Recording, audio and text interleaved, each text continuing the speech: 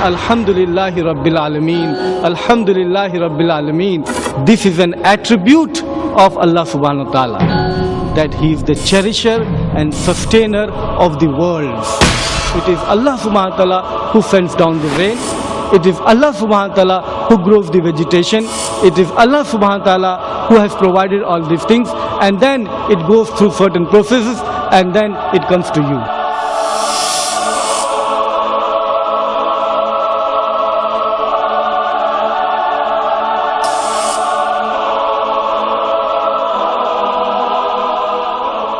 I'd like to invite onto the stage Dr. Shoaib Sayed.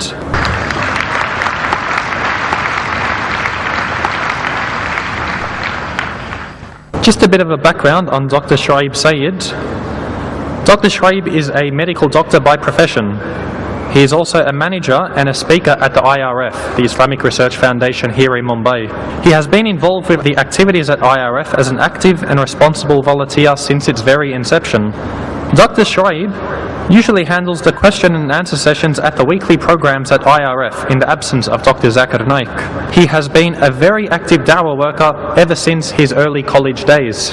In the past couple of years, Dr. Shoaib has been invited by several organizations in India to speak at public talks that have been organized by them. These have been appreciated by all audiences.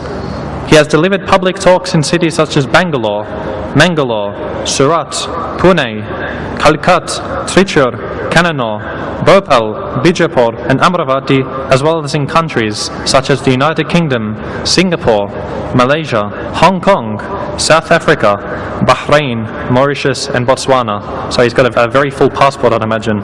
He has addressed a Christian conference of over 150 pastors on the subjects of concept of sin and salvation in Islam and Christianity.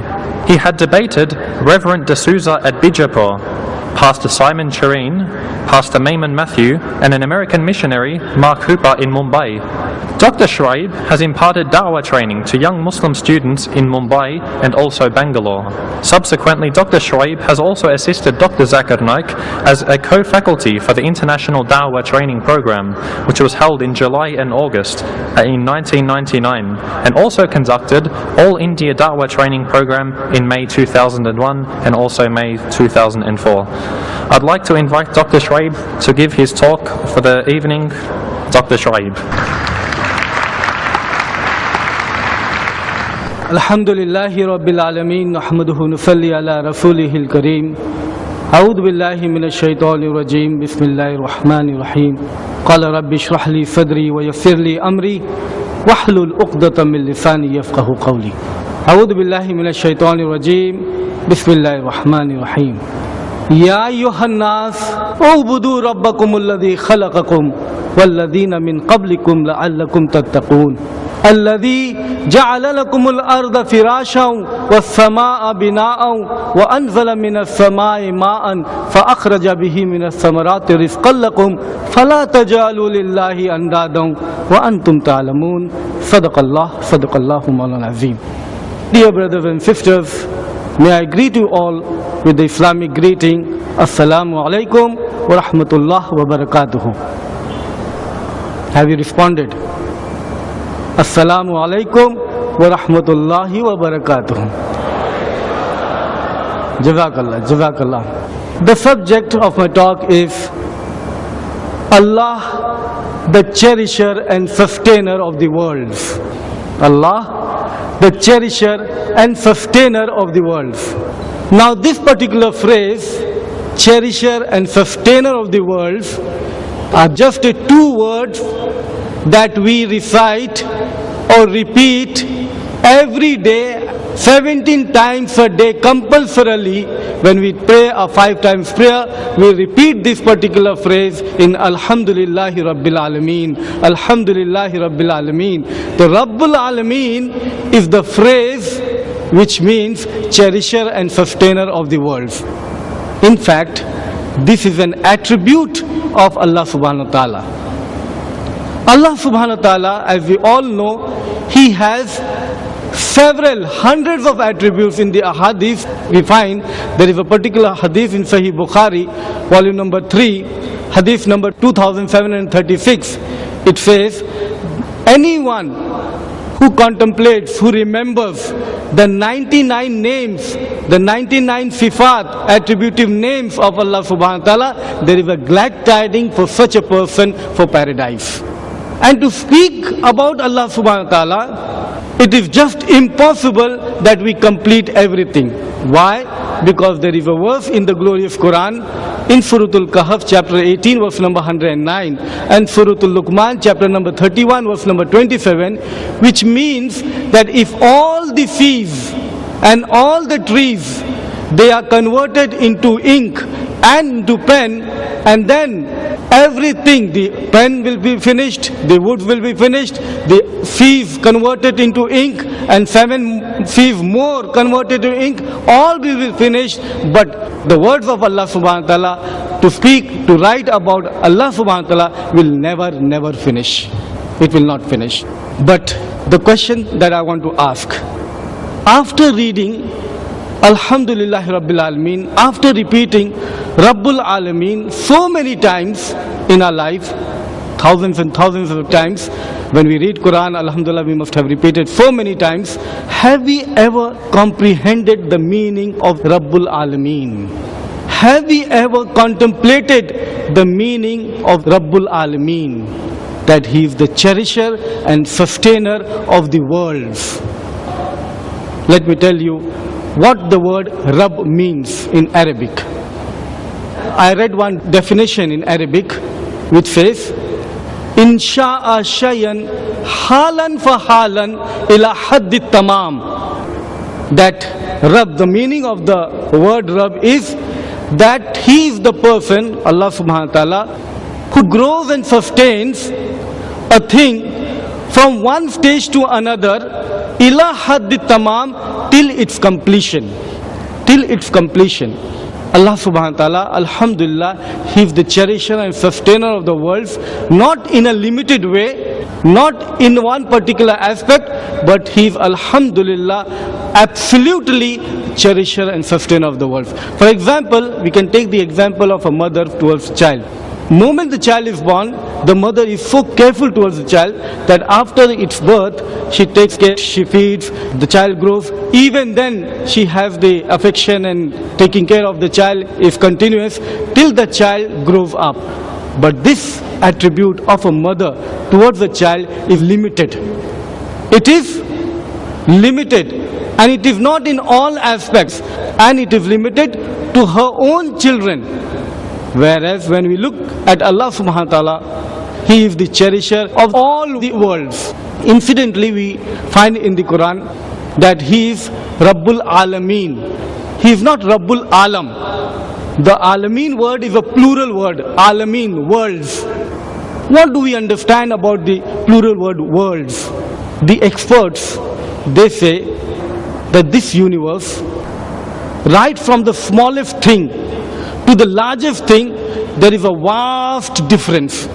The smallest atom, which comprises of the size of 10 raised to minus 13 centimeter, which means that 1 is divided by a number which has 13 zeros after 1. You can imagine how small it is, the protons, the atoms. To the other extreme, we have the universe, which comprises the magnitude, the hugeness, comprises like 10 raised to 28 centimeter.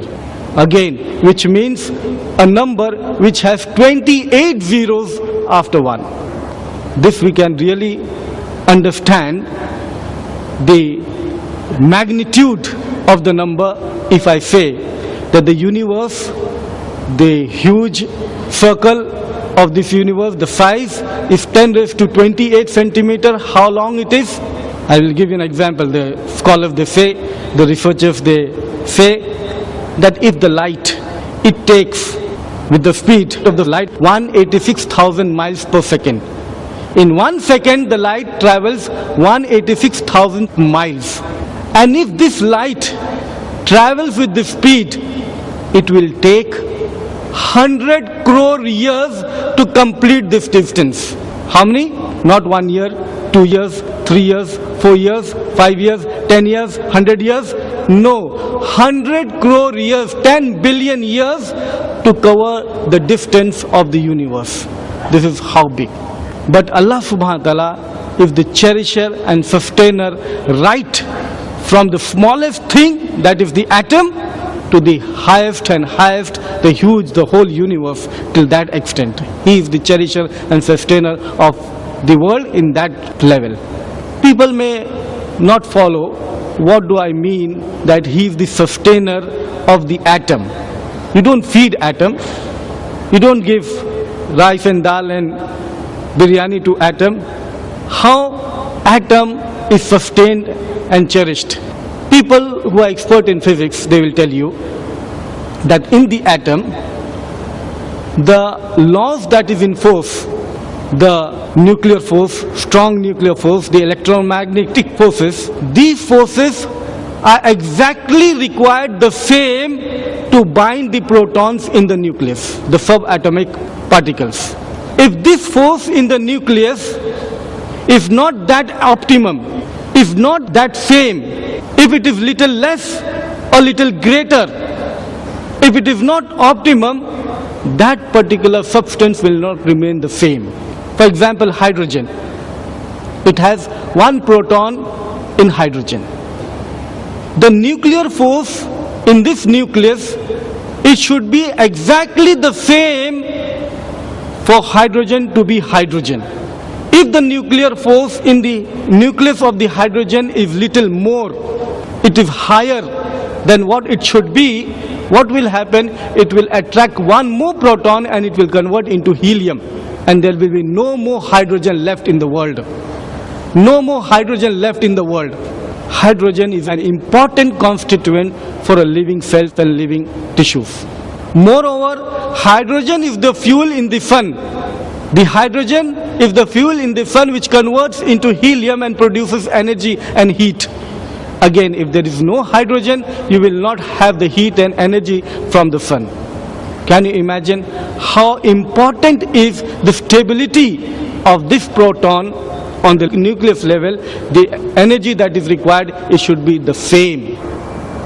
Same is true when we look to the universe. There different laws are into progress. The force of relativity.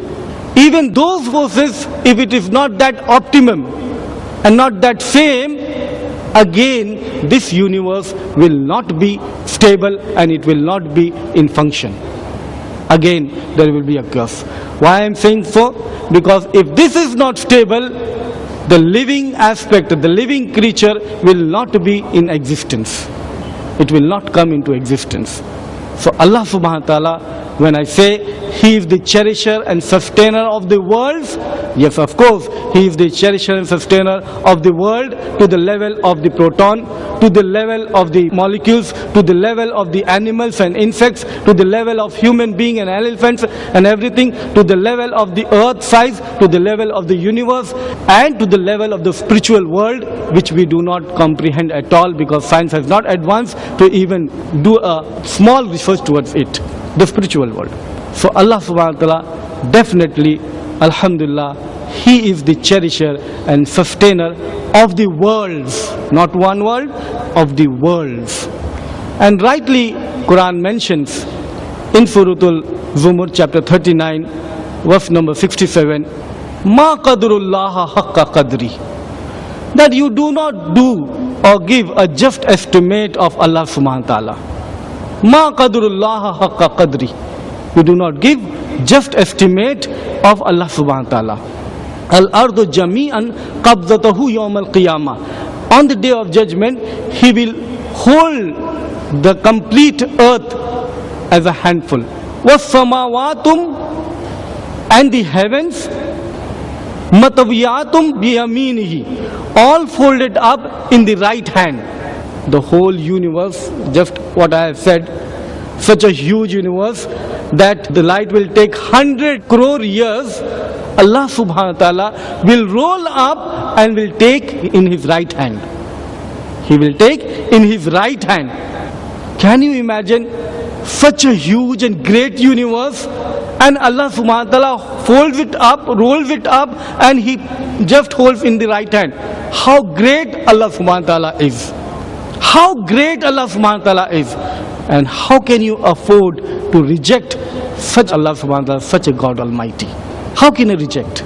So rightly Quran says, Ma qadrullah haqqa qadri, you do not make a just estimate of Allah subhanahu wa ta'ala. Now let us see how Allah subhanahu wa ta'ala cherishes and sustains in this particular world.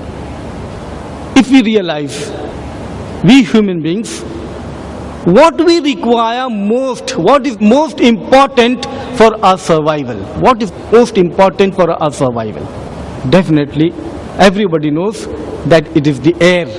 We are all submerged into air, like the fish in the sea, all submerged in the water. In a similar fashion, we are all submerged in the air. Because we require the most air, we cannot live without air just for 10 minutes. It is important. Allah subhanahu wa ta'ala has provided air in plenty and maximum in comparison to all other provisions that we require for living. Isn't it so? Air is the maximum in quantity for our provision. Maximum. And we do not have to purchase. We do not have to pay for it. Alhamdulillah, it is absolutely free. Absolutely free. This is the provision from Allah subhanahu wa ta'ala for our sustenance. In comparison to this, what we require next? Of course, it is the water. Water we require next. And in comparison to the nutritions that we have, food, vegetable, fruits, all these things, in that comparison, we have water maximum. And definitely, in series, we have nutrition, food, meat, herbage, fruits, vegetation in plenty, alhamdulillah. Agriculture. This is the sequence that we have, that Allah subhanahu wa ta'ala has taken into consideration, that the provisions that are required for the survival of human being and living creatures, He has provided accordingly. The water cycle.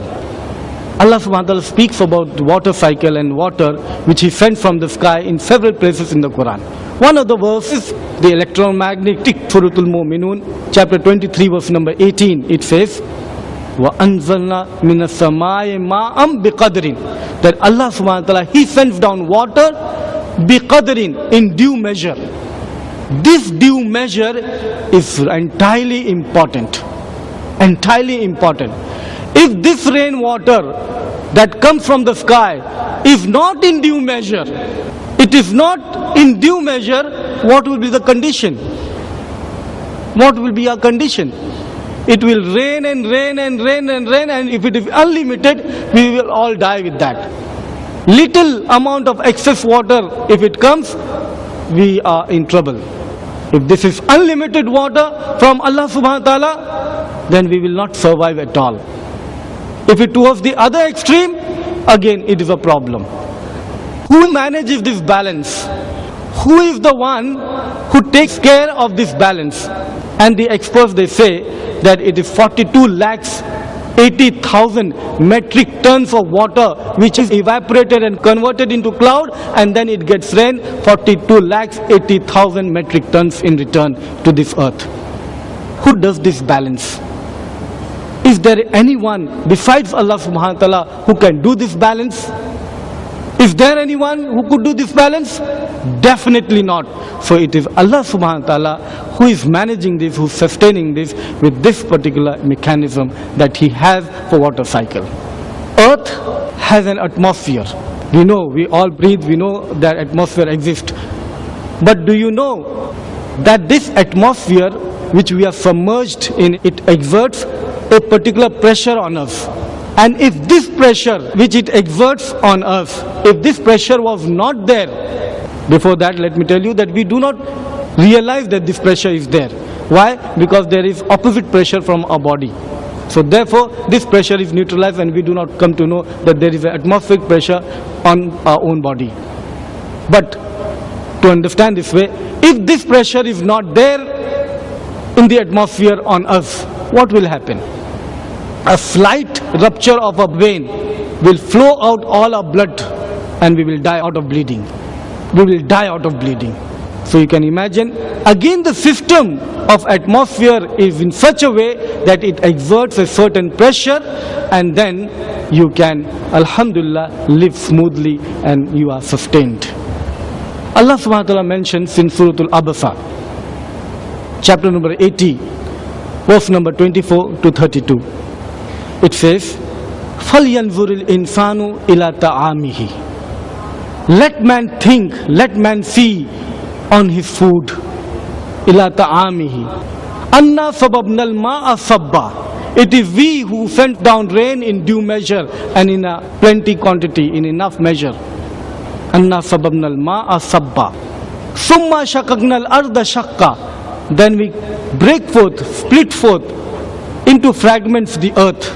فَأَنْبَتْنَا فِيهَا حَبًّا. Then we grow from it grains, corns.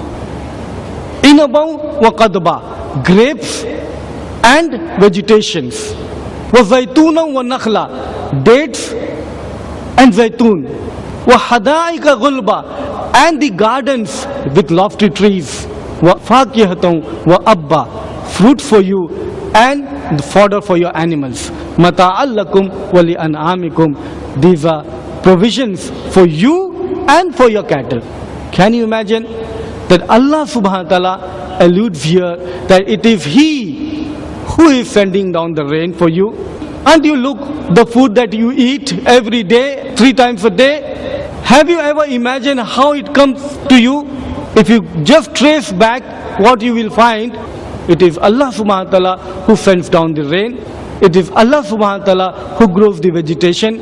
It is Allah subhanahu wa ta'ala who has provided all these things, and then it goes through certain processes and then it comes to you. But this is not that simple. This is how we can understand. Exactly, if you want to comprehend and really realize what process is undergoing here, Allah subhanahu wa ta'ala sends down water, it is true. The water, when it goes down and it is absorbed in the soil has only inorganic substances. Carbon, potassium, calcium, manganese, magnesium, nitrogen. All these are inorganic things in the soil. These inorganic things are absorbed through the rootlets, the roots, and then go into the plant and photosynthesis process in the leaf. All these inorganic things are converted into organic things, the carbohydrate, proteins, and the things as a food for us. Can you imagine the process of photosynthesis?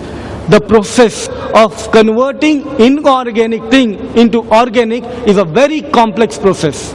It is just impossible to replicate in any laboratory that we have in this world today.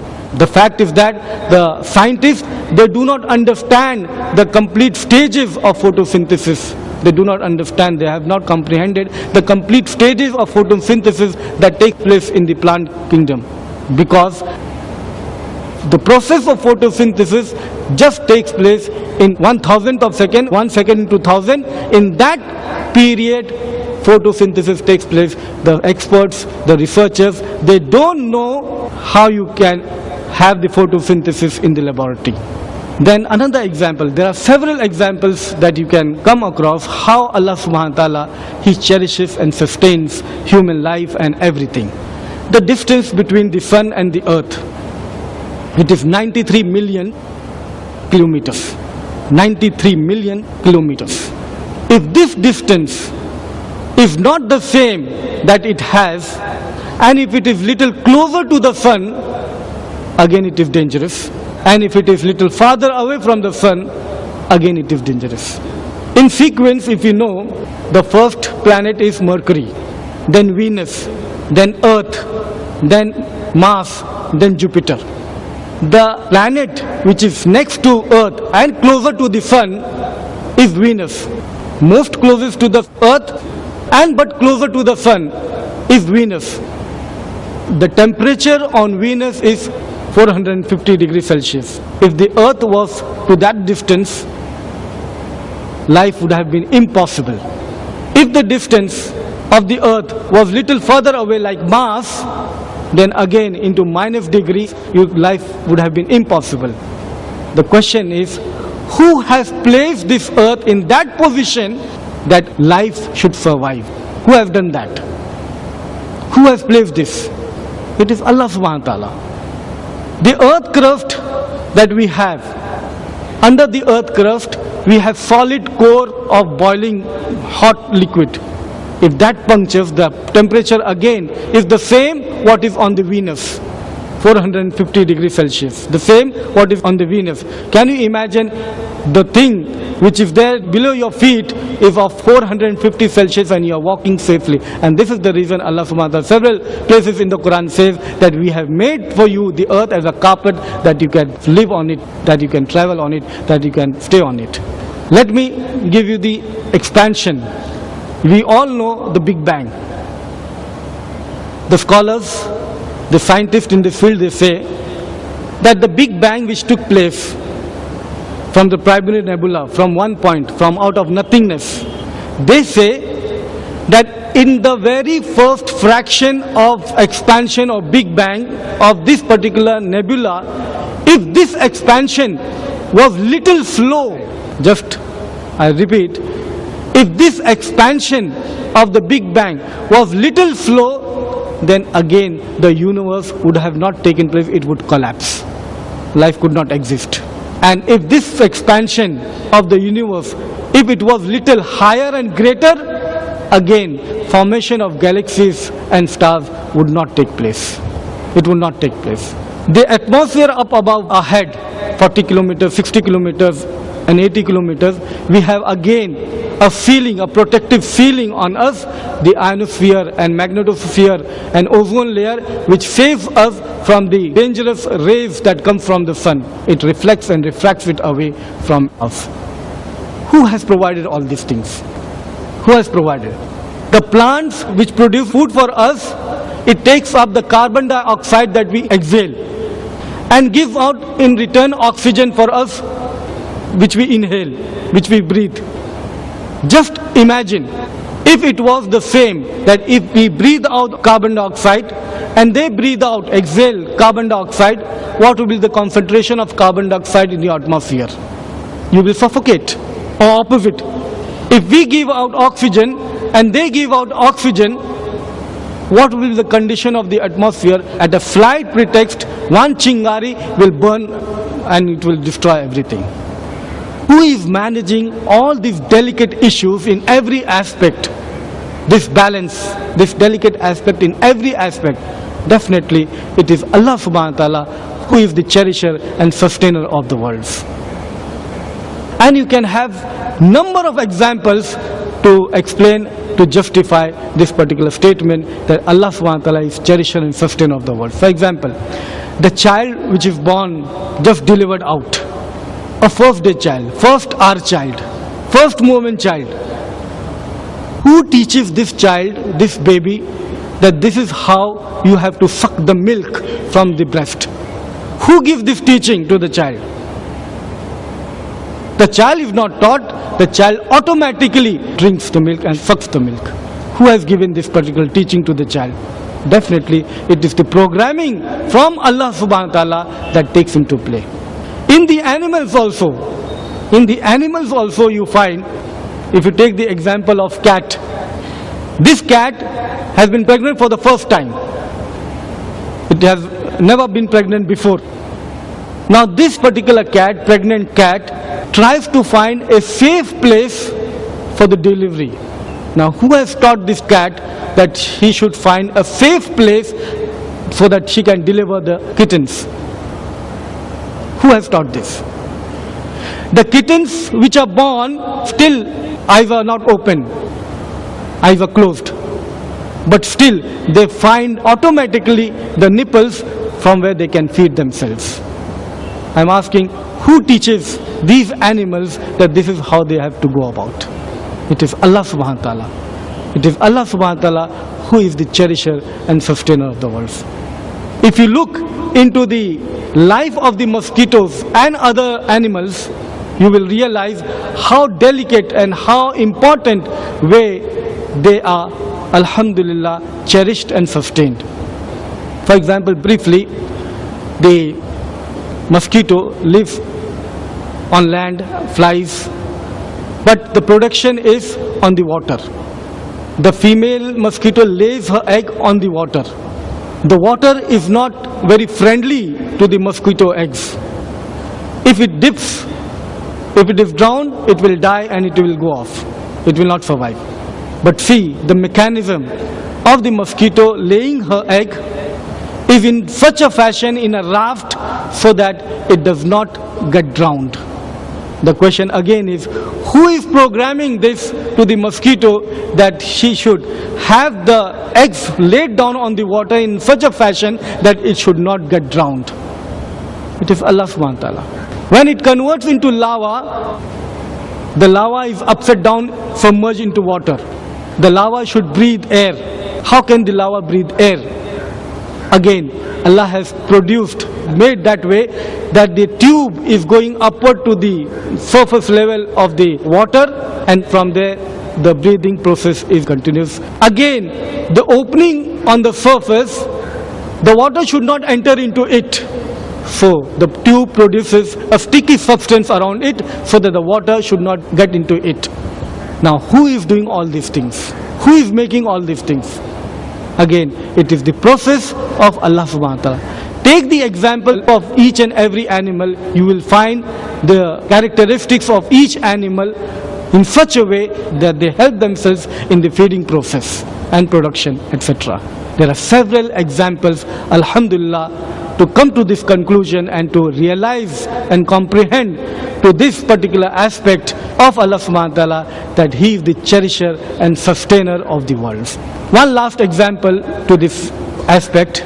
In science we know that the liquids, when they are solidified, they become heavier. They become solid and they get down. For example, the coconut oil. The coconut oil, in the cold season, you will find that the coconut oil gradually it gets solidified. The complete bottle gets solidified. Why? Because the surface layer, if it is solidified, it gets down. The upper level, again it is liquid, it gets solidified and it settles down because it becomes heavier. So in liquid, what we know, that if it is solid, it becomes little heavier and it settles down. This is the common rule in all liquids. Common rule in all liquids. When they are in solid form, they become heavier and they get down. The density is higher and they get down. This is just opposite in water. This is just opposite in water.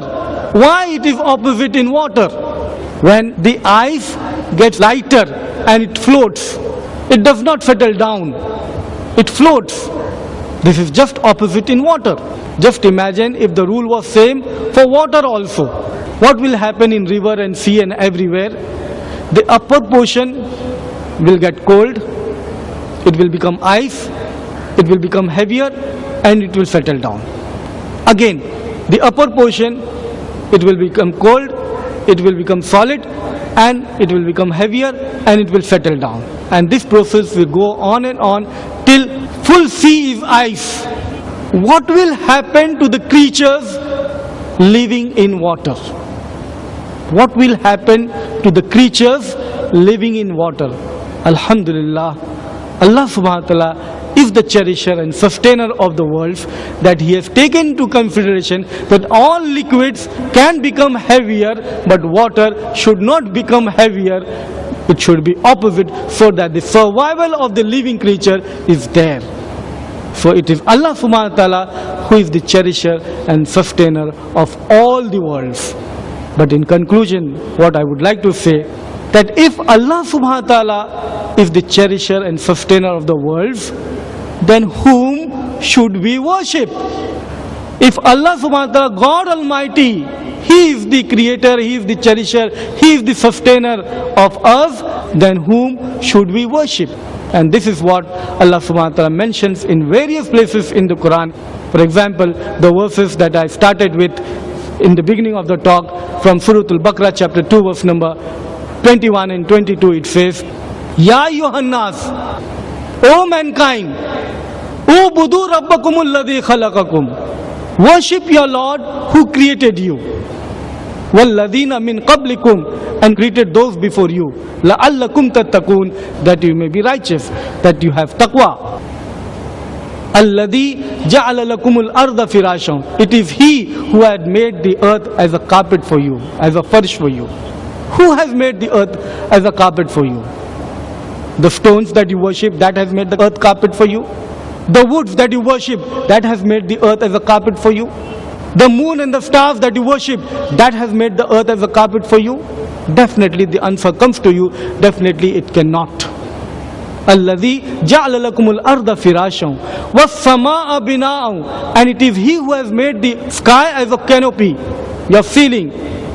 Question yourselves that the things that are worshipped besides Allah subhanahu wa ta'ala, can those things make the sky as a canopy for you? It cannot. Those things cannot make the sky as a canopy for you. وَأَنزَلَ مِنَ السَّمَاءِ مَاءً. And He had sent down water from the sky. Again, I repeat that it is Allah subhanahu wa ta'ala who sent. Anyone else besides Allah subhanahu wa ta'ala, those who are worshipped besides Allah subhanahu wa ta'ala, are they in a position to send down water from the sky? And the answer comes, definitely not. فَأَخْرَجَ بِهِ مِنَ الثَّمَرَاتِ رِزْقًا لَكُمْ. And from there He brings forth vegetation, fruits from the earth. Is it possible by anyone, by any power other than Allah subhanahu wa ta'ala, to bring the vegetation from the earth? To bring the vegetation from the earth, again it is impossible. Even if you imagine how delicate the stem, when it grows beneath the earth, how delicate it is, but still it crosses tons and tons of weight of earth and it crops out. It is Allah subhanahu wa ta'ala. Nobody else can do that. فَلَا تَجْعَلُوا لِلَّهِ أَنْدَادًا وَأَنْتُمْ تَعْلَمُونَ. Then why do you set up rivals and equals with Allah subhanahu wa ta'ala, which you yourselves know? Again, repeatedly the question is that if He is the one who created us, if He is the one who cherishes us, if He is the one who has provided these things and everything for us, then who should we worship? Definitely we should worship Allah subhanahu wa ta'ala. And let me conclude with one more particular verse from Surah Al-Hajj, chapter number 22, verse number 73. It says, Ya ayyuhan nas, again addressing to the whole of mankind. Ya ayyuhan nas, Duriba masalun fastami'u lah.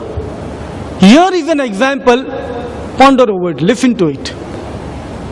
Innal ladhina tad'una min dunillah, those who you call besides Allah, lan yakhluqu dhubaba, they will not be able to create even a fly. They will not be able to create even a fly. Walaw ijtama'u lah, even if they want to get together everyone to make a little fly, they will not be able to do that. وَإِن يَسْلُبُهُمُ الذُّبَابُ شَيْئًا. But if the fly takes away, snatches away a food which is offered to the idol and snatches away, لَا يَفْتَنْقِذُوهُ مِنْهُ, they will not be able to release it from it. They will not be able to release it from it. ضَعْفَ الطَّالِبُ وَالْمَطْلُوبُ. Then feeble are those who petition and feeble are those from whom they petition. Feeble are those who ask, who plead, and feeble are those to whom they plead. وَآخْرُ دَعْوَانَا أَنِ الْحَمْدُ لِلَّهِ رَبِّ الْعَالَمِينَ.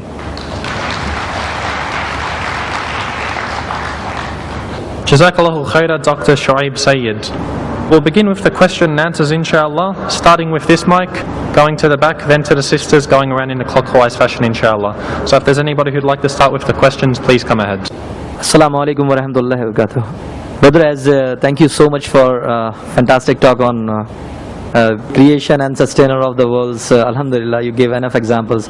I just have a question regarding when we say Lord of the worlds, Rabbul Alameen, does Quran anyway speak about that apart from this world, is there any other world would exist, maybe for humankind or some other creature, creation? Because Quran normally speaks about the man and the jinns. So is there anywhere in the sayings of the Prophet Muhammad sallallahu alaihi wasallam or maybe in the Quran? Please. Brother, I have posed a question that Alhamdulillah I have spoken about that Allah subhanahu wa ta'ala is the cherisher and sustainer of the worlds. But brother wants to know that apart from this life, apart from the living creatures on the earth, do we have living creatures in the other parts of the universe, in the celestial bodies? Do we have? See, the scientists, they have strong indication that living creatures are there apart from this earth. They have strong indications. And there is a particular verse in Suratul Shura, chapter 42, verse number 29, which says that Allah is the creator of the heavens and the earth, and He has placed living creatures in both. So Allah subhanahu wa ta'ala is mentioning that He has placed living creatures both on earth and even in the heaven. But what sort of living creatures will be they, like human being like us? No, it does not mention such thing. It does mention that living creatures are there in different worlds also. The next question from the back, inshallah. Assalamu alaikum. My name is Faizan Patel and I am a student. It's stated in Quran that Allah created human beings and jinns to worship Allah. But then is it true that even animals, birds and trees worship Allah? But they have put a question that it is mentioned in the Quran that jinns and ins, وَمَا خَلَقْتُ الْجِنَّ وَالْإِنسَ إِلَّا لِيَعْبُدُونَ. In chapter 51, Surah Al-Zariyat, verse number 56, it says, وَمَا خَلَقْتُ الْجِنَّ وَالْإِنسَ إِلَّا لِيَعْبُدُونَ, that we have created the men and the jinns to worship Allah subhanahu wa ta'ala. So brother is asking, is there anything like that the animals, they also worship Allah subhanahu wa ta'ala? See, let me tell you that human being and the jinns, they worship Allah subhanahu wa ta'ala, but they have a limited freedom of choice. They are created in a different way. There are 4 types of creation of Allah subhanahu wa ta'ala: human beings, jinns, animals and the angels. Animals and the angels, they do not have freedom of will, freedom of choice. The jinns and the human beings, they have freedom of choice. So we are instructed that we are created for the purpose of worshipping Allah subhanahu wa ta'ala. So here we have to use our faculty of freedom of choice towards that, and we should worship Allah subhanahu wa ta'ala. In the case of animals and the angels, they do not have freedom of choice. So whatever Allah subhanahu wa ta'ala has made them in that way, whatever Allah subhanahu wa ta'ala has programmed instinctively in those creatures, and that programming in that way, they are all following what Allah subhanahu wa ta'ala has instructed to them. We human beings, we are instructed, but we have to use our freedom of choice and we have to obey Allah subhanahu wa ta'ala in that way. And then if we worship Allah subhanahu wa ta'ala, we will be rewarded for that, and if we do not, then we will be held accountable for that. But here in the case of animals and the angels, they worship Allah subhanahu wa ta'ala without any freedom of choice. They are programmed in that way, and they all, alhamdulillah, the creatures, the animals and everything, Quran mentions that everything, kullu, they are in sajda, they prostrate to Allah subhanahu wa ta'ala. So they do as per the wish of Allah subhanahu wa ta'ala, as per the will of Allah subhanahu wa ta'ala. That is the worship that they have. Assalamu alaikum. You had mentioned that Allah subhanahu wa ta'ala will be holding the whole of the universe in His right hand. That means, do we assume that He has a left hand and eyes, nose, legs, everything? Brother has put a very good question that I mentioned in Suratul Zumur, chapter 39, verse number 67, which says that Allah subhanahu wa ta'ala will hold the complete earth, and He will roll up all the heavens, and He will hold in the right hand. Brother wants to know that does that mean that Allah has left hand, right hand, eyes, hands, legs? Brother, in the Quran we find several such places which speak about that Allah subhanahu wa ta'ala has face, and Allah subhanahu wa ta'ala wajh is in every place, and Allah subhanahu wa ta'ala sees, and Allah subhanahu wa ta'ala hears. All these attributes are mentioned with Allah subhanahu wa ta'ala, and specifically hands and face are mentioned in the Quran. But what we say that we exactly cannot understand hand, but what sort of hand? Eyes, but what sort of eyes? We cannot allude to that. So in the Quran it is mentioned, we say that yes, He has hands, He has eyes, but we cannot say that it is exactly the same that we have, the animals have, or anybody else has. So we cannot comment on that. I hope this satisfies. Okay, thank you. Thank you.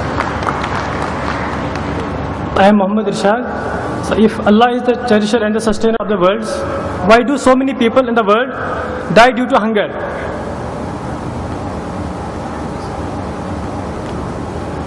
Brother has posed a question that if Allah subhanahu wa ta'ala is the cherisher and sustainer of the worlds, then why do many people, several hundreds of people, thousands of people die due to hunger? Allah subhanahu wa ta'ala is the cherisher and sustainer of the worlds, but we human beings, we are mischievous. We do not have the proper circulation, proper distribution of our grains, of our agriculture. We destroy our grains, we destroy our storage and throw it off, but we do not distribute the grains which will suffice to the hungry people and they will be saved. So it is we, human beings, who are responsible for that. It is not Allah subhanahu wa ta'ala. Allah has provided risk, and it is enough risk for whole of humanity, for whole of mankind. It is enough. But we human beings, we do not properly distribute the agriculture. And this, from the statistics we can come to know, in the papers it has come several times, that in several places, just for the raising of the economy of that grains, they store it, they destroy it, but they do not distribute it. I hope this satisfies you. Assalamu alaikum. Myself, Abdul Qayyum, retired professor from Ranchi. I have especially come here to this place because when I saw the list of foreign dignitaries, so I came to the place. But your talk is very relevant to me, and I also think on that line, out of 99 names of Allah, only 2 names are for the punishment, as Jabbar and Qahar. That point if you include, because he is sustainer and cherisher. At the same time, when the unbelievers or even the Muslims who do not obey his orders, his command, then his punishment comes to us. That is, if we include that in your talk, it will be more forceful for the audience and in general and the Muslims in particular. Thank you. Brother has posed a question that I have dealt with the attribute of Allah subhanahu wa ta'ala, that he is the cherisher and sustainer of the worlds, one attribute of Allah subhanahu wa ta'ala. But brother says that there are other attributes, and I do agree there are other attributes, 99 attributes of Allah subhanahu wa ta'ala. In fact, more than 99 attributes. One of the persons, he had numbered that it is 108. The hadith says that those who memorize and contemplate on the 99 names, attributes of Allah subhanahu wa ta'ala, the glad tidings for them is the paradise. But what you have said is that there are other Jabbar and Qahar, that Allah subhanahu wa ta'ala punishes, Allah subhanahu wa ta'ala takes account, all these things. Yes, definitely Allah subhanahu wa ta'ala also punishes, he is just, and those attributes are also there. But it is not possible for me to give you a lecture on each and every attribute of Allah subhanahu wa ta'ala in one session.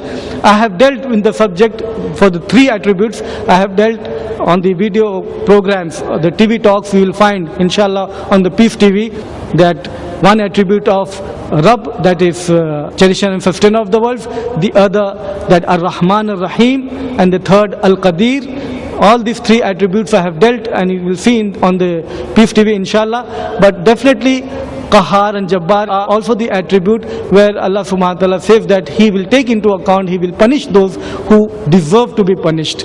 And in Quran we have the system or the way of tabligh, or giving the message to mankind, that giving them glad tidings of the heavens, warning them that if they do not do, they will be punished for that. And for the intellectuals also, they have different arguments, and intellectually they are invited towards the truth. So alhamdulillah, we can do that also inshallah in future. Thank you. Assalamu alaikum. Brother, my name is Samid Ahmad. I am doing computer engineering. You said Allah is sustainer, but obvious. But why people are dying hungry, just because of water, and what is our role? Again, brother has posed a question that Allah is the cherisher and sustainer of the world, and then he says that why people are dying out of water. And what is our role? What should be our role? Whether again our role will be the same, that we should provide water towards those areas where they have no system of water. We can have tube well, we can have wells, we can have that particular social activity on, and we should provide that. But at the same time, what I would say, that if there is certain calamity and certain problem like this, that rain has not taken place and rain is not there and people are suffering in that particular area, what I have to make a point here, that since the creation of the universe, since the creation of the world, since the existence of humankind on this world, hundreds and crores and billions of years have passed, humankind is still alive. If the water was not there, humankind would have been finished. But the proof is that Allah subhanahu wa ta'ala has given water, sent down water in every period so that this human race survives. And it has survived. This is the proof. But those areas which suffer from it, those areas which die out of hunger, die out of poverty and die out of water, what you can realize, it can be a punishment from Allah subhanahu wa ta'ala also for the misdeeds of those communities. For example, Allah subhanahu wa ta'ala mentions in Surah Al-Rum, chapter 30, verse number 41, ظَهَرَ الْفَسَادُ فِي الْبَرِّ وَالْبَحْرِ بِمَا كَسَبَتْ أَيْدِي النَّاسِ, that mischief, corruption has appeared on earth and on sea because of the deeds of their hands, so that they may take the penalty and return to the right path. So this may be one of the things that they should repent to Allah subhanahu wa ta'ala, to seek repentance from Allah subhanahu wa ta'ala, and definitely Allah is the one who provides sustenance, Allah is the one who sends down water. Don't you see how delicate balance throughout your life, throughout the system is working around you? Who is doing that? It is Allah subhanahu wa ta'ala. If He wants to send down the rain to a particular place and people should not die out of thirst, definitely He will do that. Definitely we should contemplate on ourselves that whether we are committing error, and we should seek repentance from Allah subhanahu wa ta'ala and seek dua from Allah subhanahu wa ta'ala. Inshallah, I think one of the sisters has a question, so we'll go over to her. Assalamu alaikum. My name is Nafia. I am a medical student. I want to ask you that we Muslim brothers and sisters have faith in God, that He has created us and we have to worship Him. But is there any way that we can prove non-Muslims that God is the one, or Allah is the one who has created them also, and they have also to worship them, because they have that belief that their God has created them and that they should worship their God? Thank you. Sister has put a good question, that we alhamdulillah believe that Allah subhanahu wa ta'ala has created us, He sustains us, He cherishes us, and it is Him we should worship. How can we speak to the non-Muslims and try to prove them that it is Allah subhanahu wa ta'ala, the same Allah subhanahu wa ta'ala has also created them, and same Allah subhanahu wa ta'ala cherishes and sustains them, and it is true that it is the same Allah subhanahu wa ta'ala, it is not different Allah subhanahu wa ta'ala, different God Almighty, that we Muslims have one God, the Hindus have different God, and the Christians have different God. It is not that way. It is the same God Almighty who does that. But the Hindus, they will believe that their God, the God that they worship, has created. So what you have to do, sister, the last portion of my talk was towards that direction, that to realize that this is what Allah subhanahu wa ta'ala says in the Quran, that He has made the earth, that He has sent down the water, that He is the one who brings forth the vegetation from the earth. Can you imagine the stone that you worship as God? Can that God do all these things? And definitely common answer, simple answer that comes to the mind, that this stone is impossible to create this earth. This stone is impossible to send down water from the sky. If they worship a human being, again human being as a human being is limited, and again this human being is also incapable of doing all these things. If they worship any others, for example Jesus, again Jesus Himself says in Gospel according to John chapter 5 verse number 30, I can of my own self do nothing, as a hearer I judge, for I seek not my will but my Father's will. So again Jesus Himself says, I cannot do on my own self. So all these things which I have just mentioned in my talk, if you pick up and question and reason out with those people whether their deity, their God can do, definitely those things cannot do. Yes, finally they have to say that it is the creator, it is the sustainer, it is the Lord, Malik, the Srishti Rachna, Bhagwan, Parameshwar, he has done. So you have to come to conclusion now, you have to try to make her or him understand that this God Almighty is the one and same God Almighty which belongs to everyone. And definitely you can speak about concept of God in major religions which we have, alhamdulillah, detailed explanation about one God in Hinduism, one God in Christianity, one God in Islam. Alhamdulillah, that will be the best approach to them. Assalamu alaikum. I myself Dr. Irshad. I am a GP. What I want to ask is my internal feeling. Every soul has to take death and we have to go either to paradise or hell. Even a pious Muslim don't know where he would go.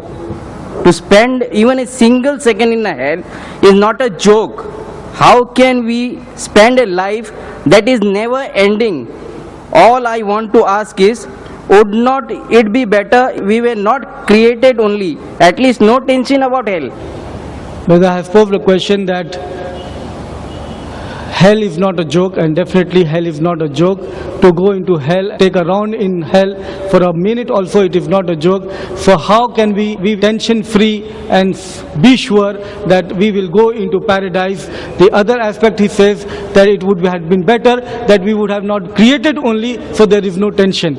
Brother, when you should be asked that whether you should be created or not created? Before your creation, before you are born, how can this particular question be put to you whether you should be created or not created? See, going to paradise is very easy. Going to paradise is very easy.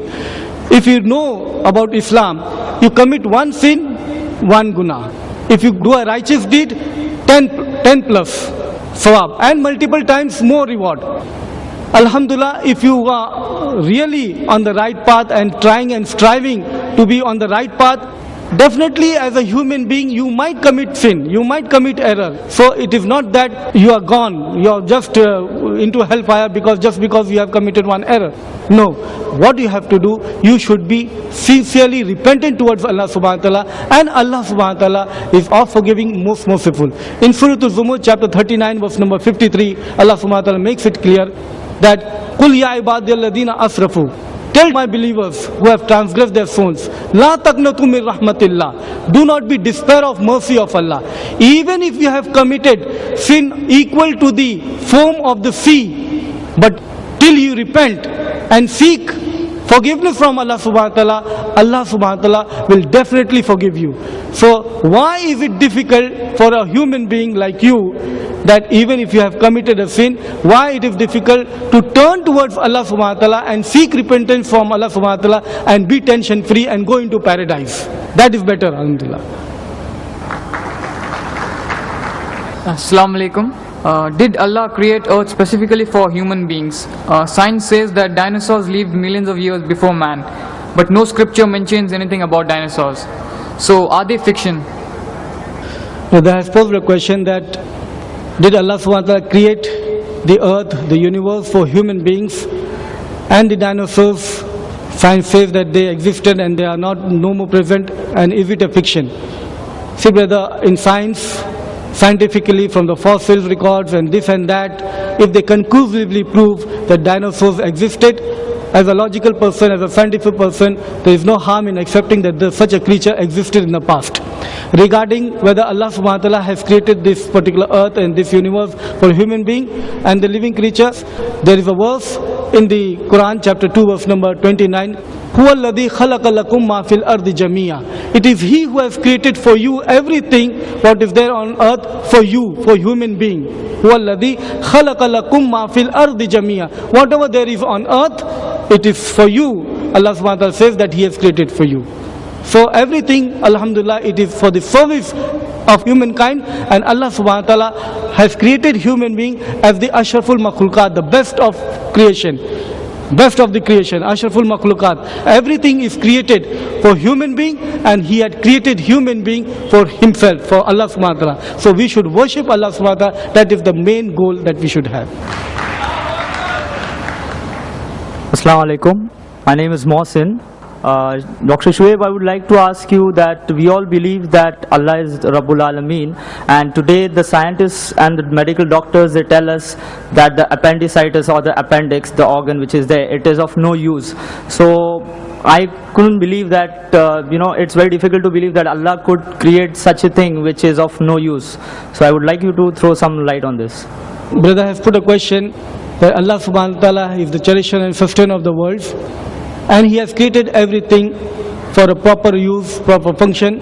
Brother wants to put this question that he has created the appendix in the body, and this appendix can be operated and removed, and nothing will harm you, and it can be removed easily.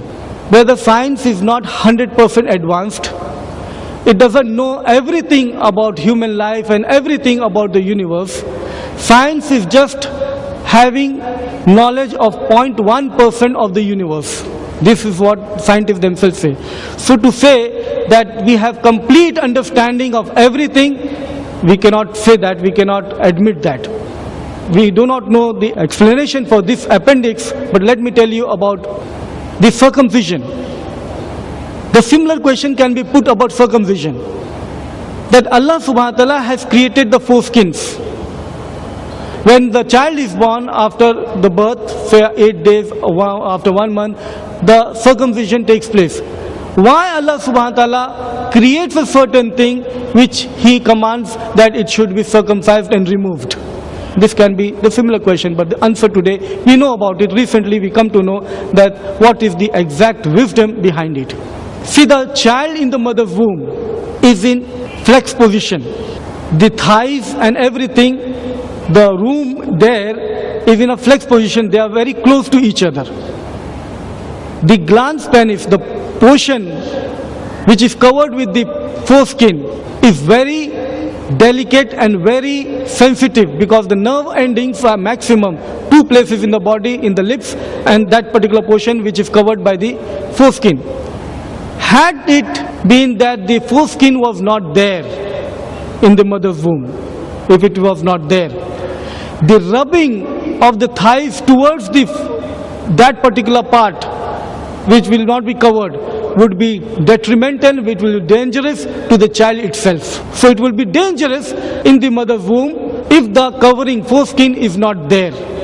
So Allah subhanahu wa ta'ala rightly, alhamdulillah, produced or made the foreskin covering that particular portion. After the child is born, this foreskin is now detrimental. Once you pass urine, when you come back, wear your garments, everything, still the droplets of urine are stuck in your foreskin. So that particular part of your body is dirty, is impure. It soils your undergarments, again that portion is dirty, impure. So it is detrimental, and because of that, several illnesses, several problems come into existence. The infection, balanitis, phimosis, paraphimosis, and the main problem or main serious illness of that particular portion because of not being circumcised is that he can suffer from CA of that part, cancer. And the cure or the treatment for that particular part is chopping out. If that person suffers from cancer, he has to chop out that particular part. So you can see that in the mother's womb, that particular piece was needed and required. When the child is delivered, it is now not required, detrimental, so it should be removed. I hope this satisfies you. Inshallah, we'll have the last question for the evening from the sister on mic 3. Assalamu alaikum. My name is Shabana. My question is, why does Allah make life hard for some people and they go through extreme hardship, while others have relaxed and easy life and they may go to Jannah too? Jazakallah. Sister has posed a question, why Allah subhanahu wa ta'ala makes one person's life extremely hard, another person he lives a very luxurious life and he goes to Jannah. Sister, it is not so that the person who is suffering in this world will go into hellfire, and the person who is having a luxurious life in this world will go into Jannah. This is not so. Allah subhanahu wa ta'ala says that the life that we have in this world is a test for the hereafter, whether we are rich, whether we are poor. poverty and richness, both are test for the hereafter. Allah subhanahu wa ta'ala says in Surah Al-Mulk chapter 67 verse number 2, Alladhi khalaqal mawta wal hayata liyabluwakum ayyukum ahsanu amala. It is He who has created death and life to see which among you are best indeed.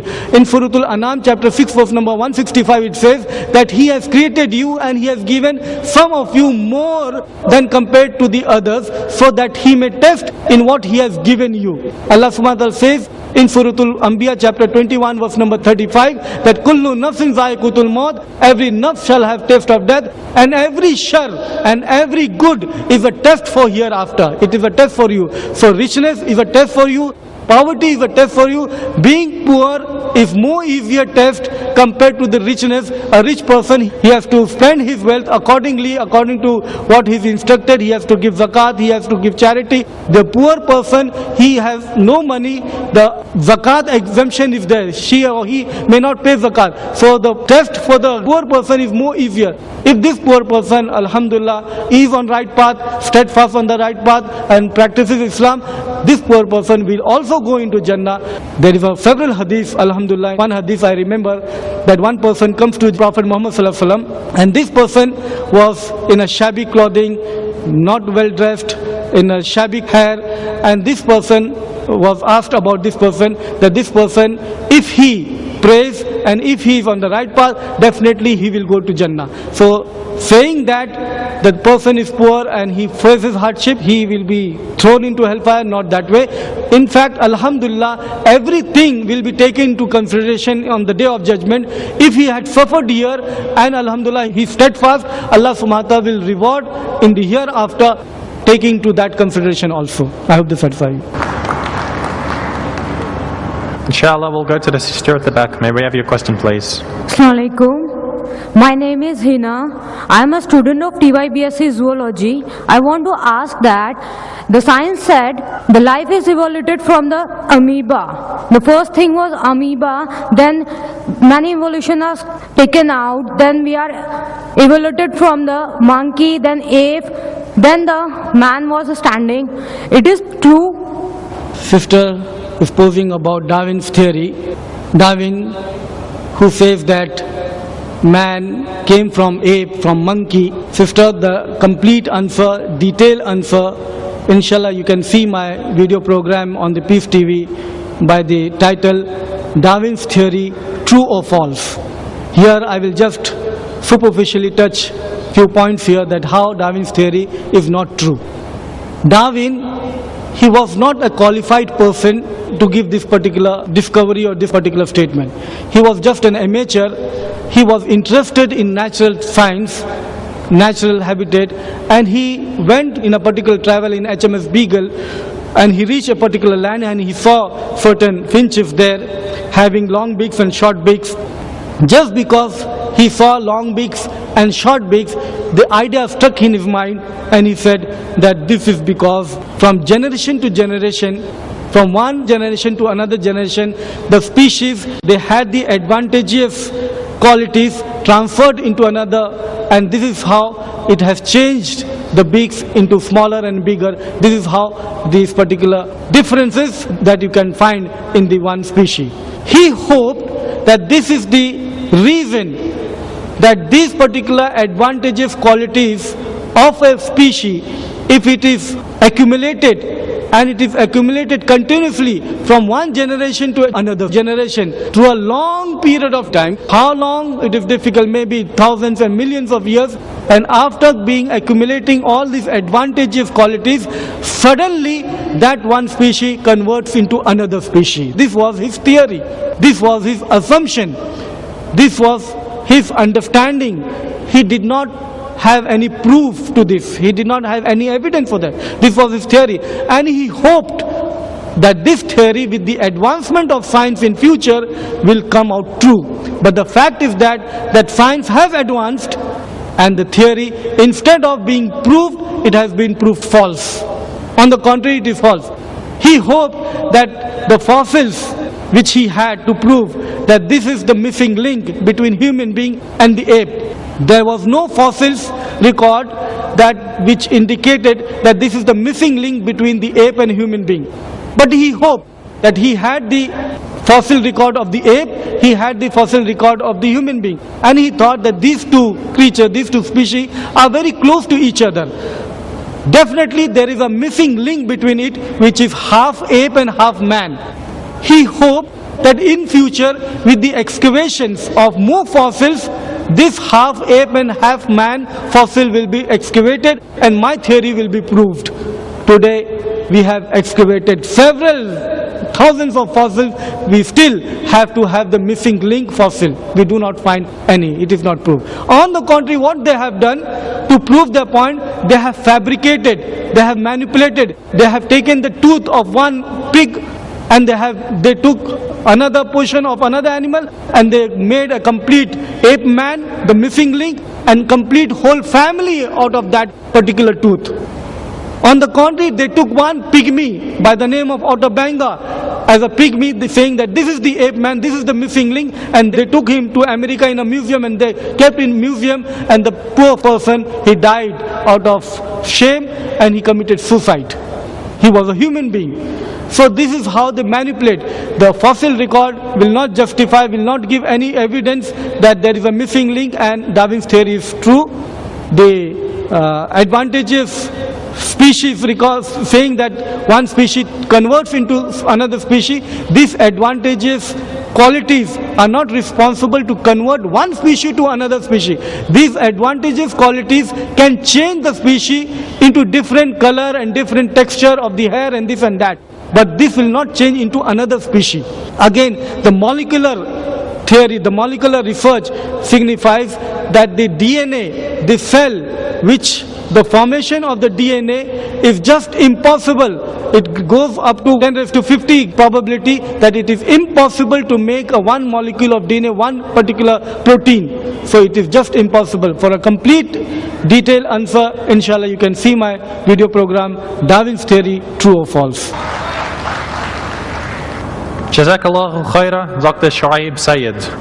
May Allah reward you all for coming. Jazakumullahu khaira. Subhanakallahumma bihamdika. Ashhadu an la ilaha illa anta. Astaghfiruka wa atubu ilayk. Wassalamu alaikum wa rahmatullahi wa barakatuh.